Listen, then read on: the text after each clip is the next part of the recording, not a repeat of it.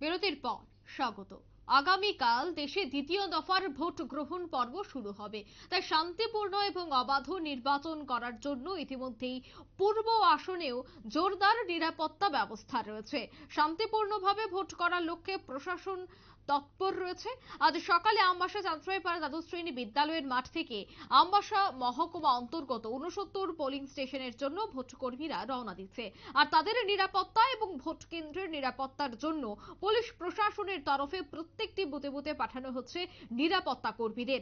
চাঁদরাইপাড়া দ্বাদশ শ্রেণী বিদ্যালয়ে দেখা গেল ভোটে নিয়োজিত নিরাপত্তা কর্মীদের প্রত্যেকটি টিমের সঙ্গে যাচ্ছে নিরাপত্তা কর্মীরা। সে সম্পর্কে বলতে গিয়ে আমবাসা মহকুমা পুলিশ আধিকারিক জানাচ্ছেন যে ভোটকে শান্তিপূর্ণ এবং অবাধ করার জন্য ওনারা সর্বদাই কঠোর নজরদারি রাখছেন। আজ ভোটে নিয়োজিত ভোট কর্মীরা সকাল সকাল ভোটের সামগ্রী নিয়ে নিজ নিজ পোলিং স্টেশনে যাওয়ার জন্য ওনাদের সাথে নিরাপত্তা কর্মীদেরকেও পাঠানো হয়েছে। সে বিষয়ে তাদের কি বক্তব্য শোনাবো। 47 আমবাসা অ্যাসেম্বলি চেয়ারম্যান পোলিং স্টেশনেই আমরা কেন্দ্রীয় নিরাপত্তা বাহিনীর মাধ্যমে সিকিউরিটি দেওয়ার ব্যবস্থা করেছি, যাতে সুষ্ঠু, শান্তিপূর্ণ এবং অবাধ নির্বাচন সম্পন্ন করা। প্রত্যেকটি পার্টির সাথে কতজন করে সিকিউরিটি যাচ্ছে বা কি আছে? আমাদের অ্যাজ পার ইলেকশনের গাইডলাইন্স অনুসারে ইলেকশনের গাইডলাইন্স মেনটেন করেই আমরা পাঠাচ্ছি। কেন্দ্রীয় নিরাপত্তা সেন্ট্রাল আর্ম পুলিশ ফোর্সেস আমরা পাঠাচ্ছি। স্ট্যান্ড বাই ফোর্স থাকবে কি? অবশ্যই স্ট্যান্ড বাই পুলিশ স্টেশনে থাকবে, পুলিশ সেক্টর হিসেবে থাকবে, ক্লাস্টার হিসেবে থাকবে, স্ট্যান্ড বাই থাকবে এবং পুলিশ স্টেশন।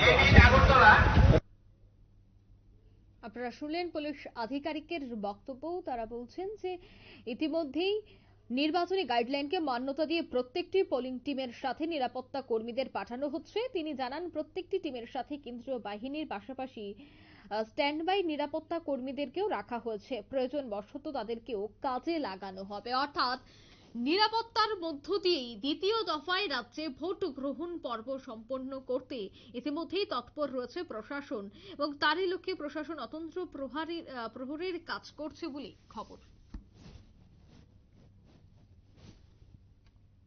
নিয়ে নিচ্ছে ছোট্ট একটি বিজ্ঞাপন বিরতি, সঙ্গে থাকুন।